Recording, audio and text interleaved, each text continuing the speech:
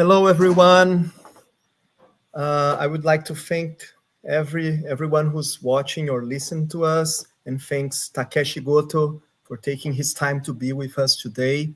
This interview is brought to you by an extension academic project named Observatório Lapsuli, which is a project made by the Laboratory of Psychoanalysis, Subjectivity, and Language from the Federal University of Mato Grosso. So today we have here with us Takeshi Goto, who is a social anthropologist. He earned his PhD at Tsukuba University, have done research in South America and Brazil, but I will leave the details for himself to present. So I welcome you, Takeshi. Thank you very much for being here with us. You have a long-term relationship with Brazil, so the goal here is to introduce you, and make more like closer bonds with our research projects.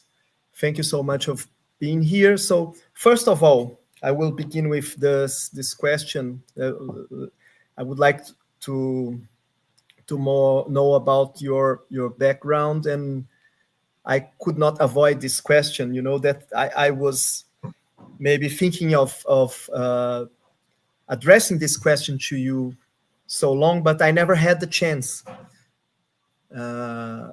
Takeshi and I, we know each other for maybe 10 years by now or more. 13 years.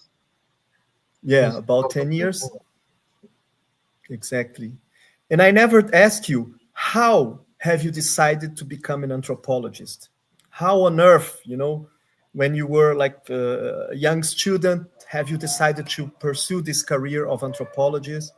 How does these things work in Japan? And when you want to follow a career at the humanities, I would like you to talk to us a little bit about your choice in anthropology. So it is kind of I went through a very kind of complicated career, and actually I when I was bachelor student, I studied modern history, and I also touched in a faculty about anthropology, and I thought I will major in a future after the in a post graduation education, but during the bachelor I studied history, and then I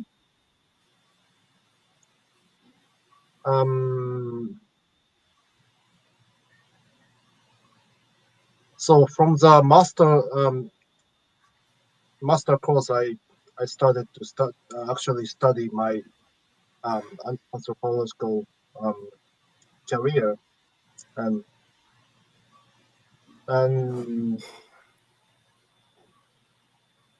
so what the reason why I decided to study anthropology is that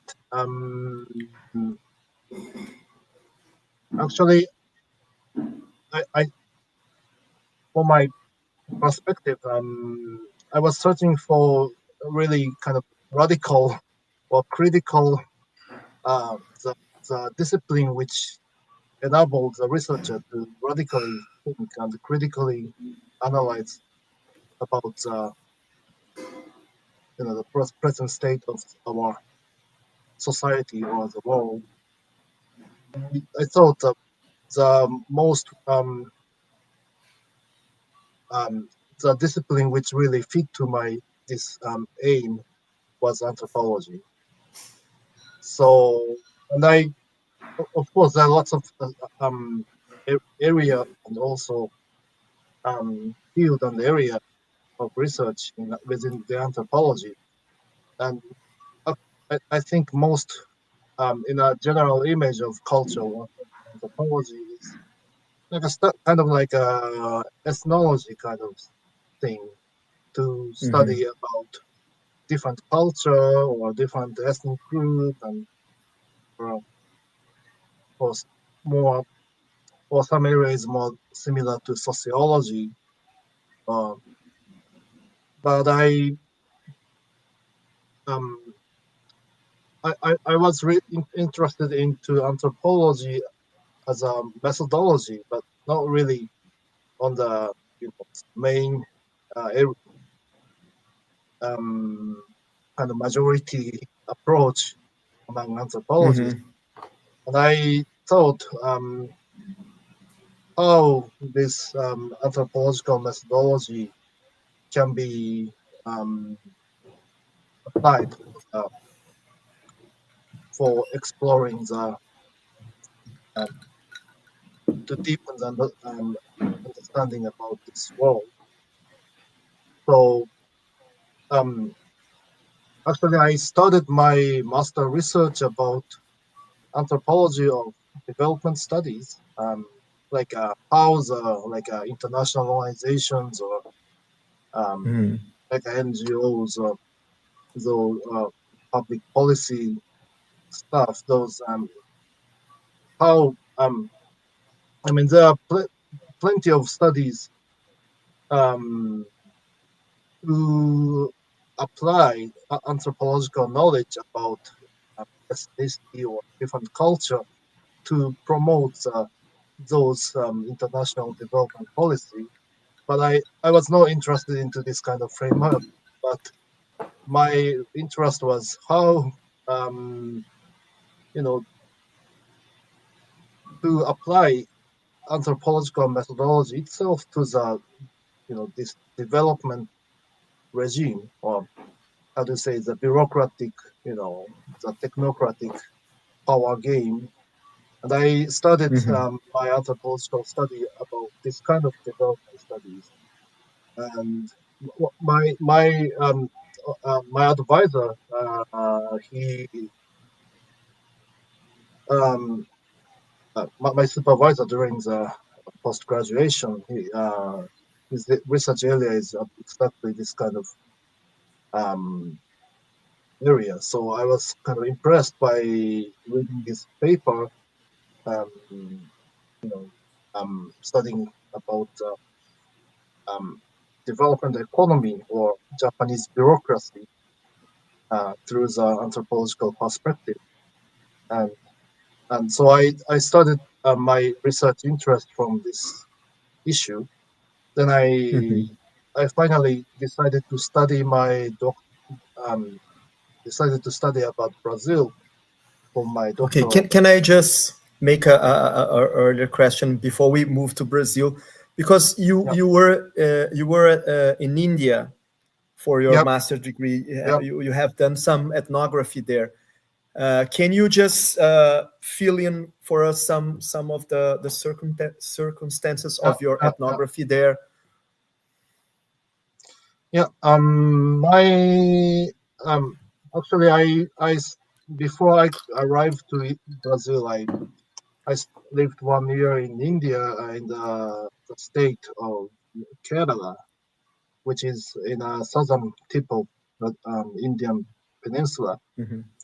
And the reason why I decided that area is that that that that that state was also my supervisor's research field, and also that state was very famous in international development circle like UNDP, or the United Nations nations, and how at, in the 90s, in exactly the same period, the Amartya Sen, as a development economist, Indian, he got a Nobel Prize about Yes. human development, and how, and he used Kerala's development experience as a case study to exemplify, to in, What Was that the Grameen Bank? Yeah, like that, and yeah, and also how I mean the major development policy was to the the priority is on development, the economic growth, but not the education or not the social development kind of stuff. And then according to the statistics of the social development in Kerala, there are, for example, literacy is really the one of the most literate state in India is Kerala, and also there are lots of preferable excellent statistical data about social development in Kerala. But if you focus on the economic statistics, there's the official um,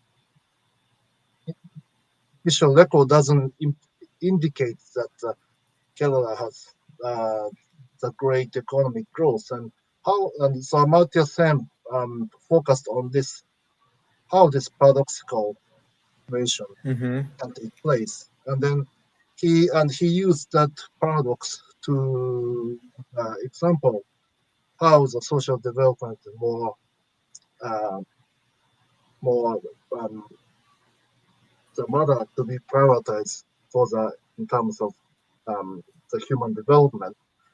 But but this is paradoxical, but it is um, only I can say this is kind of statistical magic with development economy regime uses, because the Kerala is very much dependent on the migrants.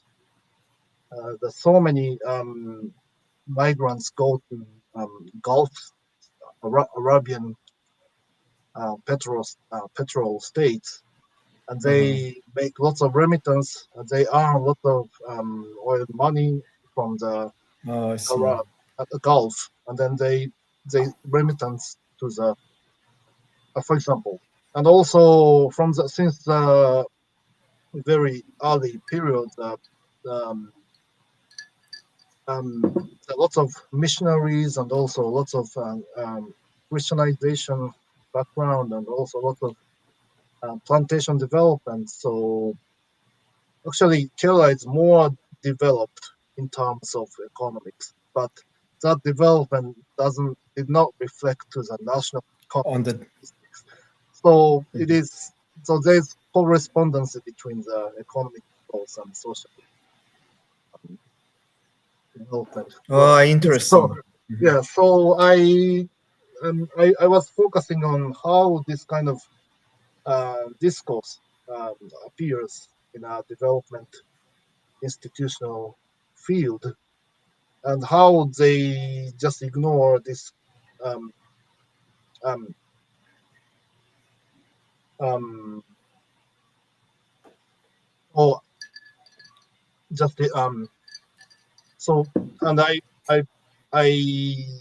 focused how like the neoliberalist um,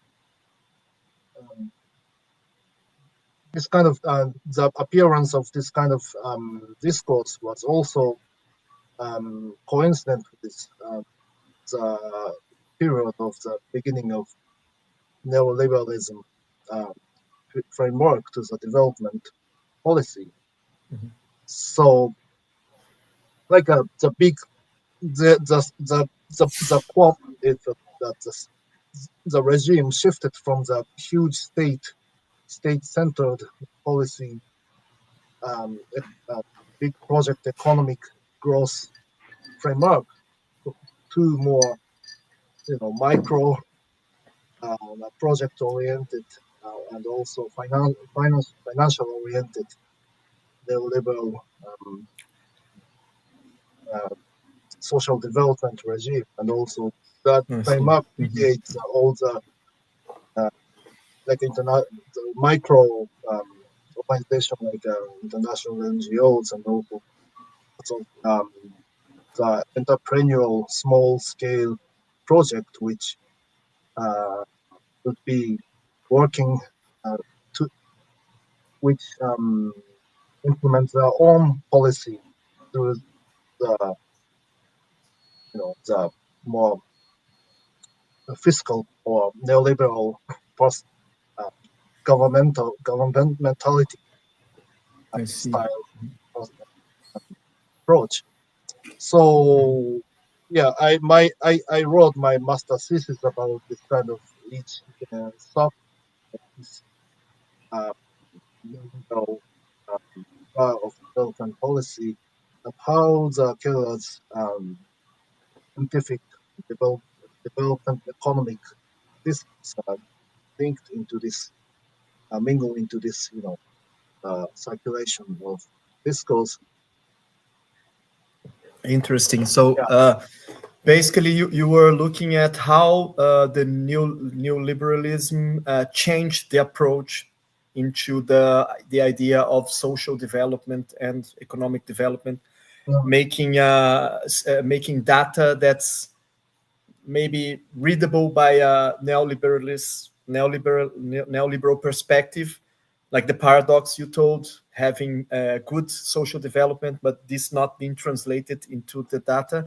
So this work you did there in India helps me so much to understand your interest in Brazil also, because you have been in Brazil researching the land distribution movement, MST, Movimento do Sem Terra, and all the and I think we had some similar process here on how the new liberal approach would impact and influence the way the state and government think about land distribution and so on and so forth. So that's helped me to understand the approach you took into your PhD research. Yeah. So then, but then how you connected how Brazil appeared in your interest research? Yeah, actually, my research, my master research was more like the discourse analysis style, so more institutional, not really deep into the grassroots field. So I see. actually my research project as an anthropology was kind of failure during the master degree. But I was, my really big-headed and very theory-oriented and very critics-oriented person. So I was more, I dare to proceed my research in this way. But from my but before I entered to before I started my doctoral research, I was my master thesis was really severely criticized by my supervisor, and and for writing doctoral thesis that I mean I must do deep into the field, and not you cannot limit those policies, political dynamics into such an institutional or no or scientific knowledge based or just a discourse analysis stuff. You must, if it's anthropology, you must really deep into the field and you must immerse yourself for that. I And see. from that So just experience, yeah, so just a small question here. Maybe this should, or maybe this regards the difference between ethnography and anthropology. Maybe like the ethnography being this exactly, empirical work that you do yeah, in anthropology, the sets of Mhm. norms and rules that you deduct from this, Yeah, and then you were more willing to make ethnography, like yeah, being yeah, deep to ethnographic yeah. work. And one, why Brazil is, I must answer. Uh-huh. And I was more during my master, I was more oriented to the study subject. I mean, and also theories, but I was not really personally, or I didn't really spontaneously um, did this research. I mean, I was not so much. I couldn't really like actually to live in India, and I couldn't imagine that I will be an Indian researcher. And also there is also my supervisor's field, and also within Japan there are so many researchers who deal with South India, South South Asia. Asia, right? So it is so full of competition, and and saturated by lots of excellent researchers. So I couldn't imagine I can compete with them for Yeah, this dig your area. own space Yeah. into the sun, right? So yeah, compete within this field. Field of anthropology. I must to search, find out my own the research area which really reflects, or which will be the fountain of my interest, and I can spontaneously uh, mingled into the local um, context, and also so and that actually I during my bachelor area my bachelor period I was a backpacker, and I traveled around lots of Asian countries. So I including India, I I visited, including my stay during my doctoral master student.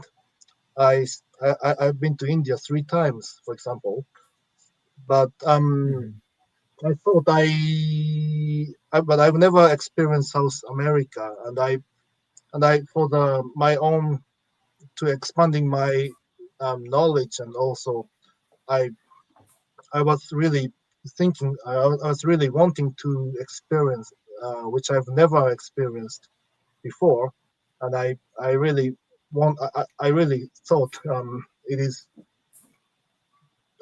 necessary to um, start my research about um, South America. And then during that, I was searching for the similar kind of research topic about neoliberalism or development policy or social policy, or the kind of science and technology study, like how the academy creates knowledge to govern the society, and this kind of the knowledge production, and the technocracy and bureaucracy, and the local community, and for I was searching for the case which fit to this kind of interest, and I suddenly found the case of Movimento Sem Terra in Brazil, and so I decided before I entered to before I started my doctoral research, I figure out um, this new topic, and I decided to start research about Brazil. This is the Mhm. trajectory, the brief trajectory, a brief description about the trajectory to Brazil. Interesting. Mhm.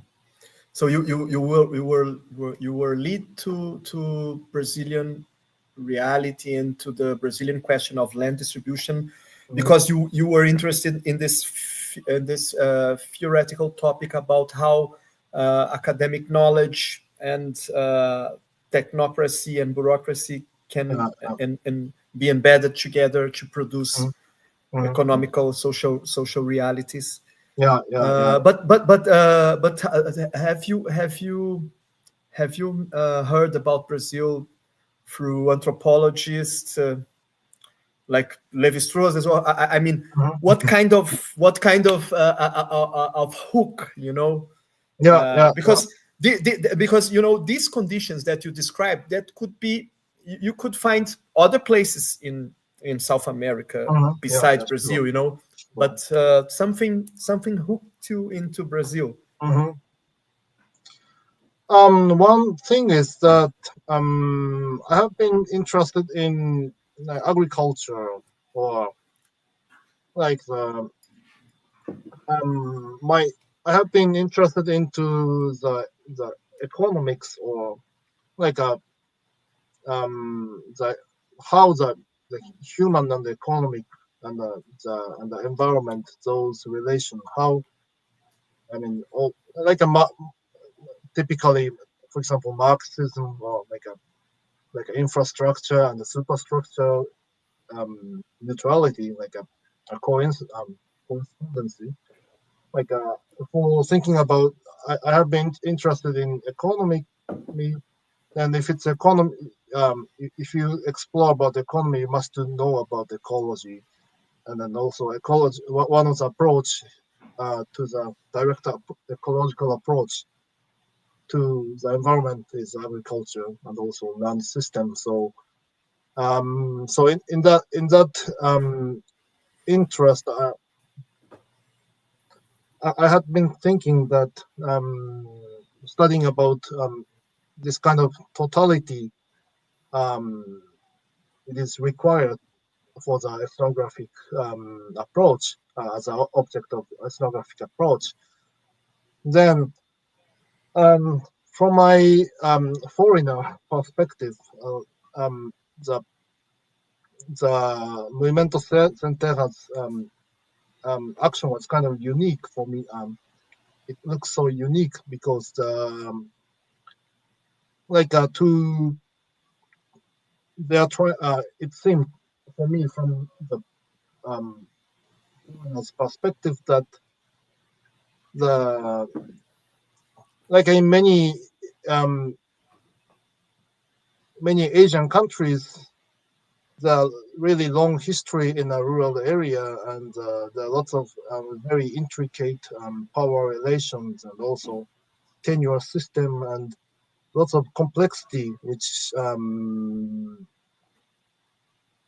binds the rural life, and also the each norms, or like a traditional culture, or like all those things are, binding the structure, and reproducing the given rural life or rural cultures, a rural social system. But in Brazil, I think that because of the scale, or like the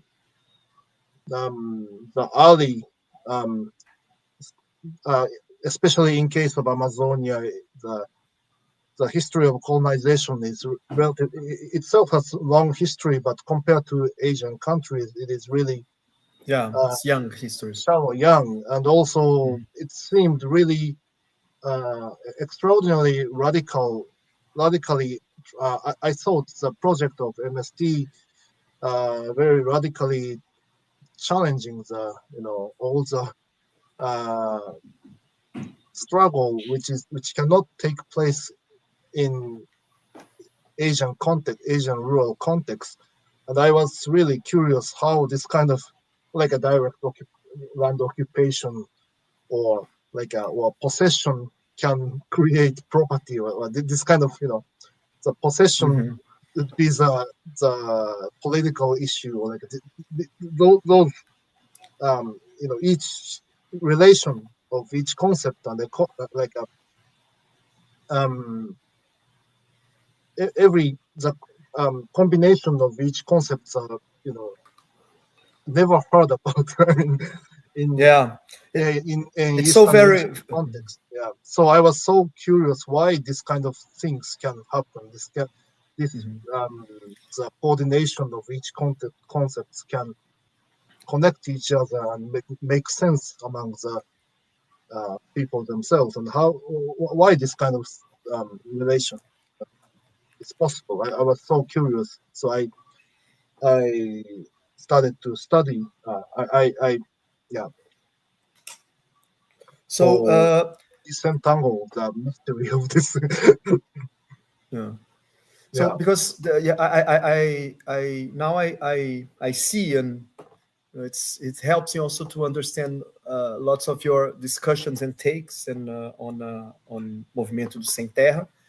because in Brazil, Movimento do Sem Terra, they are approaching the land occupation as a legal right, provided by the Constitution, the right to produce their own food, the right to a home, a livelihood, but at the same time, this creates tension and conflict with the idea of right of property. The big landowners don't want to give up their lands, even if they are not productive. So this is I see what hooks you, this idea of really challenging a system. But how I would ask you, how is that in Japan? Because when you said that something like that could not take place in Asian rural areas, but I've got to know from Kojin Karatani in his book History and Repetition. He tells us about how there was a huge farmer movements in Japan, really connected to a left-wing politics, to Marxism. Don't you think that these farmers movements were also challenging, or you see challenging in a very different way? How was land distribution in Japan for the farmers in this sense? Mm-hmm. Are you the Karatani's case is before Second World War, or exactly? He's talking about before Second World War, and talking about the farmer movements. It's because he so in this he's talking about, it's very interesting article that he says that like matrix of Japanese political identities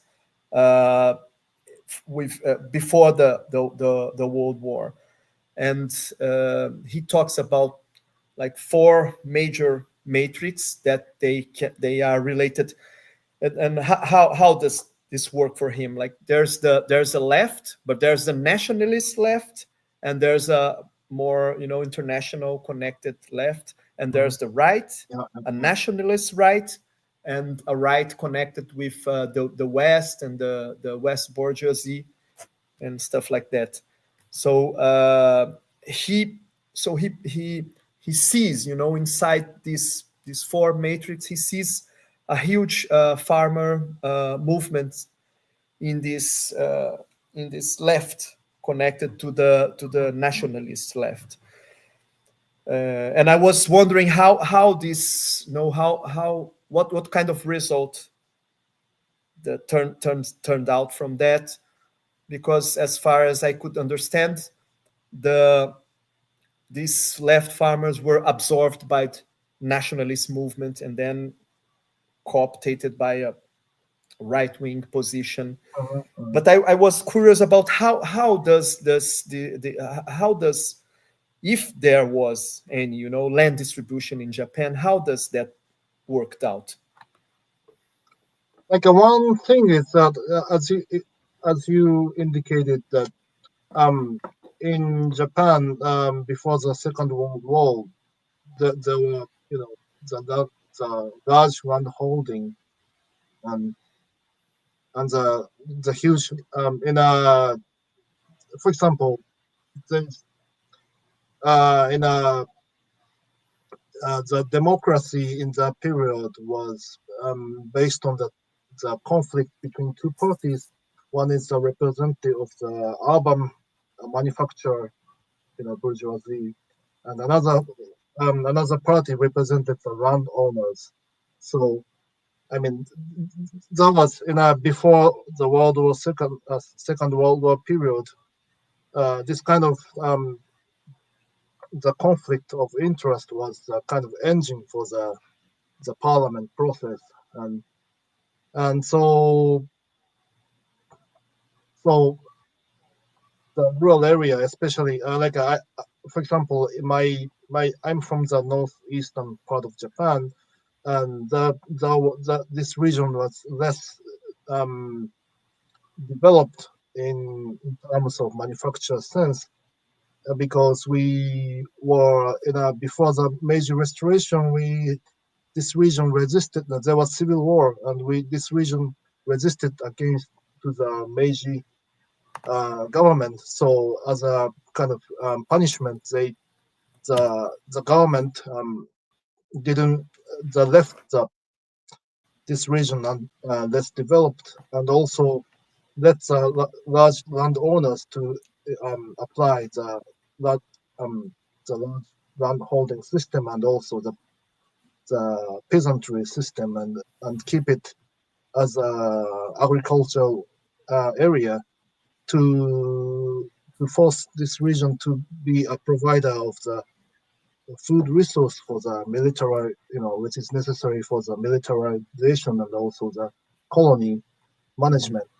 So in this circumstance, especially the large land holding was very serious, and here and after the Second World War,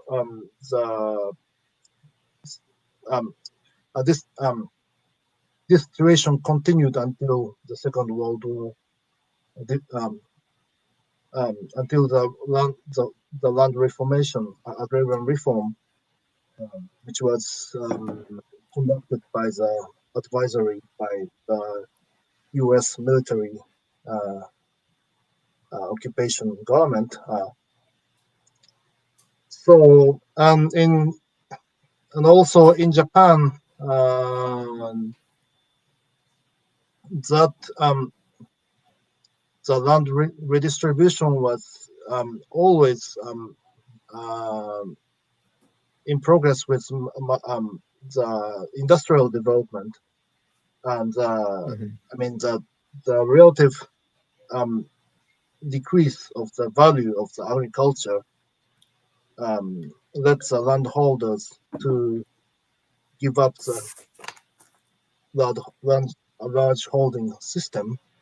So this is, I mean, in case of Brazil or in a developing country, the core industrial background is agriculture. In that case, the local power relation, in this local power relation, the large landholders never give up the land holding, and also the any political process would work to protect the large holding. So it is difficult. It will be the stagnation for the progress of agrarian reform.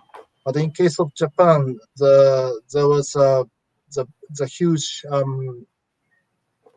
impulse which lead to the agrarian reform was industrialization. I mean, urban manufacturing sector growth. So the land distribution was pressured by the development of the industrial. Yeah. And all the Japanese economical elite were more concerned with industrialization than. Yeah. And this is not the case in Brazil. You're so sure, because our elite is based on land owning and producing agricultural commodities in very large scale. Yeah. But if you have enough rich land resource, it's better way to keep this economic structure. And I mean, in Japan as well, I mean, all the peasants, the peasants were searching for the land, and they were not only migrated to many countries like the US or Brazil, but also there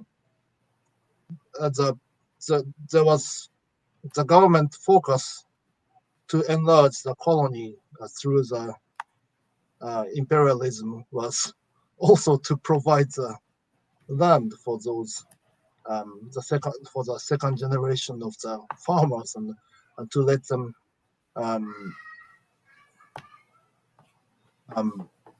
the yeoman farmer. So So the totally the, the colonial policy and imperialism in the early 20th century Japan was totally oriented to enlarge the possibility of large-scale agricultural development as well, and that was like any colonialism or imperialism have not only like a greedy capitalist. It is always together with it is not only greedy capitalist project but also like a social policy, to provide new to provide citizenship to the newly growing nation, and to guarantee the economic security and the sustainability, stuff like that. So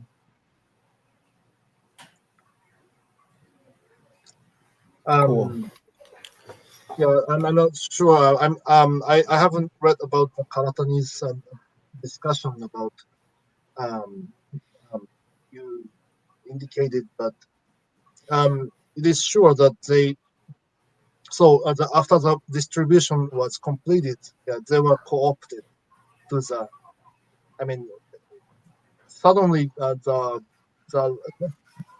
activists uh, turn turn to the conservativists after they get the land or property, because and also that was that, Because when they get the land, it disintegrates the like a system of resistance that they had, of political indoctrination as well, like passing through the generations, Marxist teachings, and so this was disintegrated.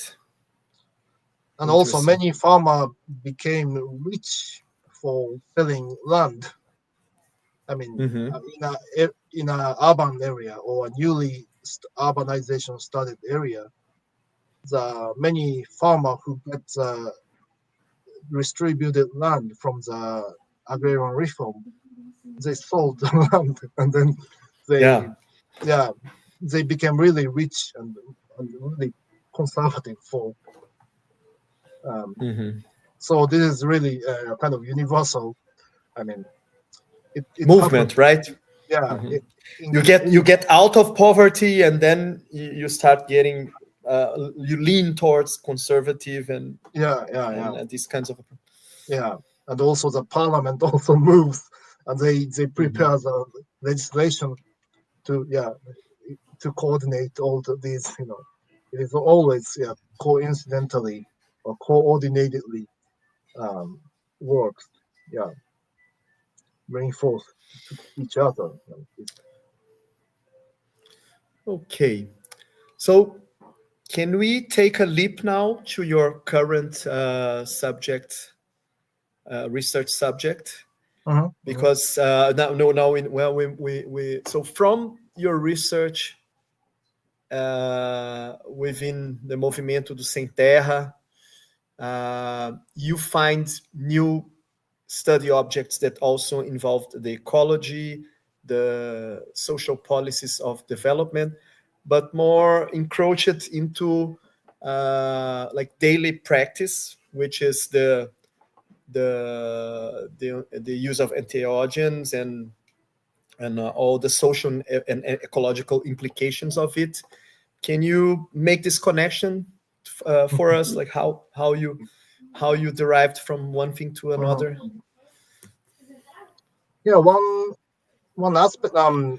Actually, before I started my university study, I was kind of very much interested into the biology, and also I loved lots of living creatures, and also study about the natures, and I before I started my university, enter into the university, I was more interested into that area, but because of the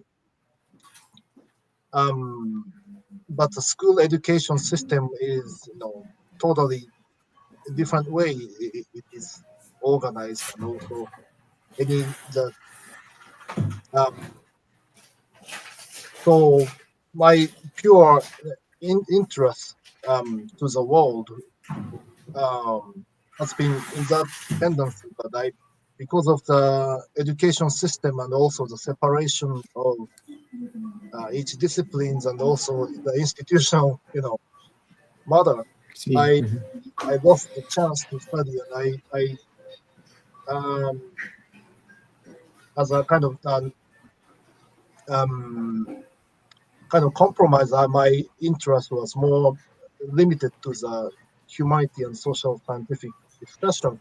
But actually, I had been thinking about to how to say, to make the bridge between these I two. see. You never lost this interest on the Yeah, biology into this. yeah. So I was um during conducting my field work in Brazil about sem terra and also settlement policy. I had been simultaneously I had started to learn about ayahuasca, and also during that time got I got to know Enrique, just That's like that's how we met. our friends network, and I actually the ayahuasca experience was really it really um, the subject which bridges my interest to crisscross from the natural world and through my body and mentality to the society, and then I mean, so like and also my interest, my research about the policy or bureaucracy or science and deepen my understanding about the STS and that and and also the philosophy of new materialism and those areas, like a AMT or those kind of Sorry, areas. what are you calling the STS Yes, system uh, theory? um, science and science and technology studies. Okay. So I mean that enable me to deepen um, to my comprehension about the science and technology area from the anthropology perspective. So I so I I explored both areas, like one on the one hand was agrarian policy and the colonization study, and also the ayahuasca studies simultaneously, and then and hopefully I lucky with the luck I succeed to get the research grant which I wrote based on the ayahuasca study. So nowadays I shifted because of this financial Mhm. circumstance. I shifted my um, research to ayahuasca, and I also actually I'm doing both side of study. For example, like recently I composed one article about Acre's indigenous uh, land movement. I mean to get the terra indigena, how the Indians um, use the ayahuasca for the um, not as a ethnic identity or traditional culture, but also one Oh. one way to make the land bureaucracy function in favor for the benevolence and for getting the tenure. Um, so I'm this is so both areas still connected each other and help each other to explore the contemporary Amazonian situation, and also the relation between natural environment and also human political movements. So so actually I'm totally simultaneously I see. going back this various field and all. Yeah, I mean, this what makes your research so interesting, because you're not following this traditional approach on on focusing in ayahuasca. And sometimes these studies on ayahuasca, they make some they study the ayahuasca at the expense of some disembedding it from other cultural and politics relation, and you make the opposite way, which is looking at ayahuasca embedded in this social and political relations. And this is so interesting. I think it's related to your last field work, right? This idea of how the use of ayahuasca by indigenous people can also put forward their claims on land and other resources. Like for example, I recently read one article written by Edward Korn, and he of the How Forest Thinks. How Forest Thinks, and then recently he wrote one article about psychedelic, and he's more focusing on ayahuasca recently. And he in that paper he wrote that Luna in Ecuador, they practice psychedelic because the forest is psychedelic.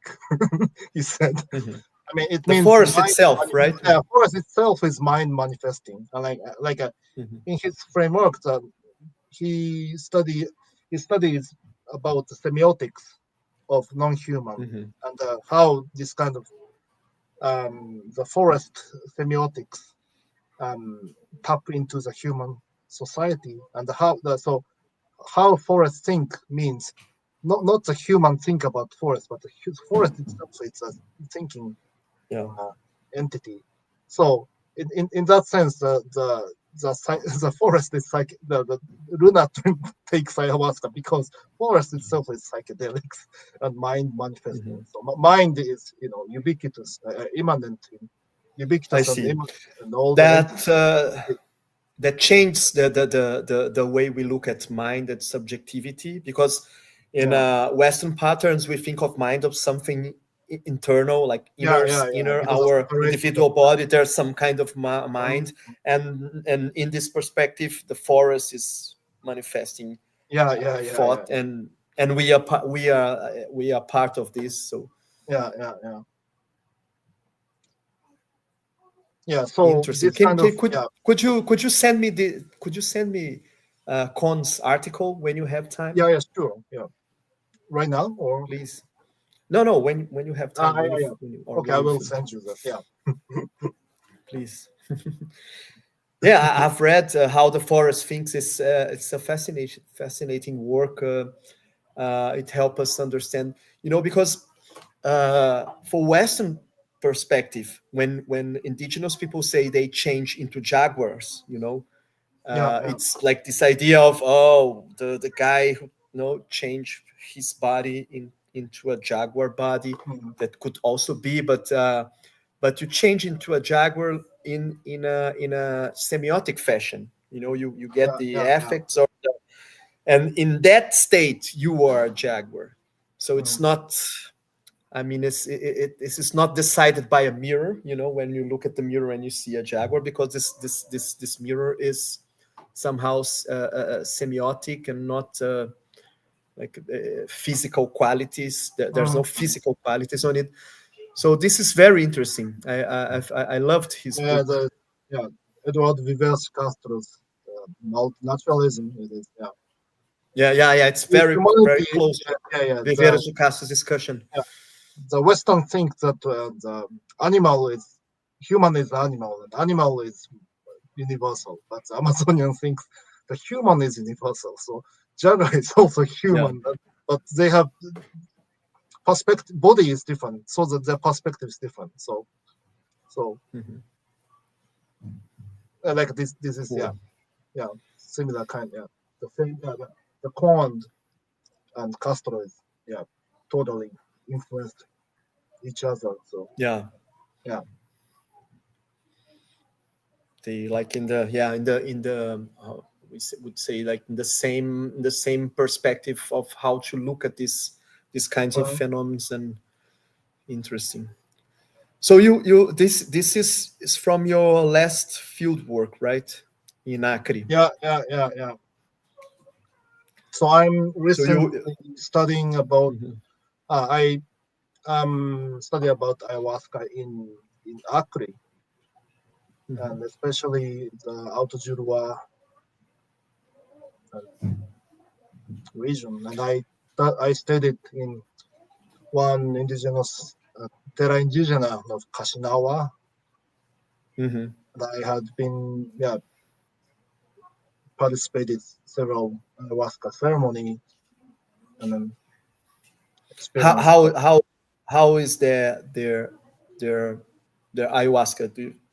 How do you felt it? Very strong, mild? Really, totally anaconda experience. And I was not so much conscious about anaconda motif through the daimi framework, but when I drink some ayahuasca with indigenous, it's totally exactly jaguar kind of the movement of it is wave of the power and the form and disappears and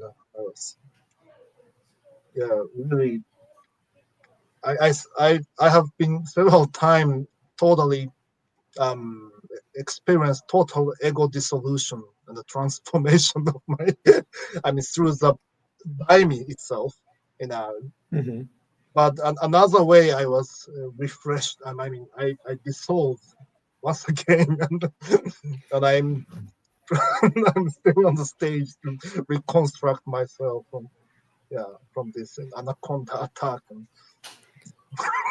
Cool. Interesting, very interesting. The forest. So you got you got at least 2 times your ego diluted into this forest, into the anaconda movement. Mind manifesting. Very interesting. Very interesting. Forest substance. Forest affects. Cool. Okay, Takeshi. So I just want to show to our colleagues our beautiful book that we organized together. And here in this book, there is a chapter, Takeshi's chapter, about the gardener, Amazonian gardenership, jardinagem amazônica como uma prática ecológica humana de novas religiões ayahuasqueiras brasileiras.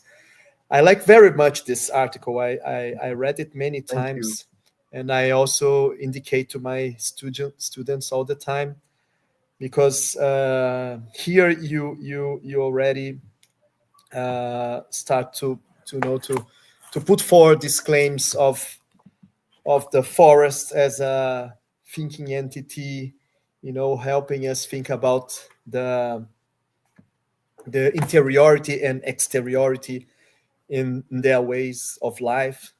So it's pretty cool chapter.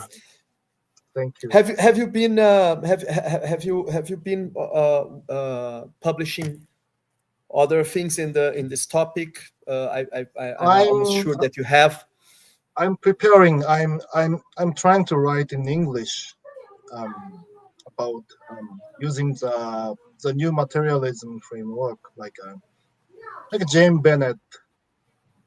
I'm trying to bridge between present James Bennett's different matter discussion, and also delusion, and also the Spinoza, those the current very trendy anthropology and philosophy discussion to more like a symbolic anthropology of Victor Turner and also neuroscience stuff. I'm trying to organize all those discussions for my field experience. And I'm trying to publish one as an English article. I'm thinking the journal called Tapuya. It is American. I guess it is American, Latin American study journal of technology. Tapuya. Tapuya. Mm-hmm. But I'm Interesting. My reviewing process is still going on. We're looking forward for that. When it's released, please let us know. Sure, of course. Well, Takeshi, I just want to thank you so much for sharing your experience, your time with us. Thank you so much for very enriching. Thank you. So yeah, see you soon. Soon we talk again. And please, update us about your recent work. And you have open doors here in our community here in Brazil to come make research, make partnership, and also have some ayahuasca sessions and rapé, and have a good time here. Sure, thank you very much, my friend. Thank you so much, my friend. Okay, bye. Have a good night. Good night.